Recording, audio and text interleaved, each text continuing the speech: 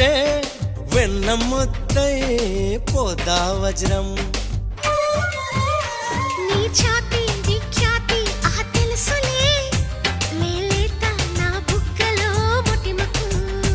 నీ నడుము హరివిల్లు కవలలు అని ఆకాశం దిగి వచ్చి పలికిందిలే. చిచ్చర పిడుగై చొచ్చుకుపోతే చిచ్చర పిడుగై చొచ్చుకుపోతే పచ్చని ఆకై విచ్చుకుపోతా. తన నాన్న నెమలి కన్నోడా నన్న నమిలే చూపు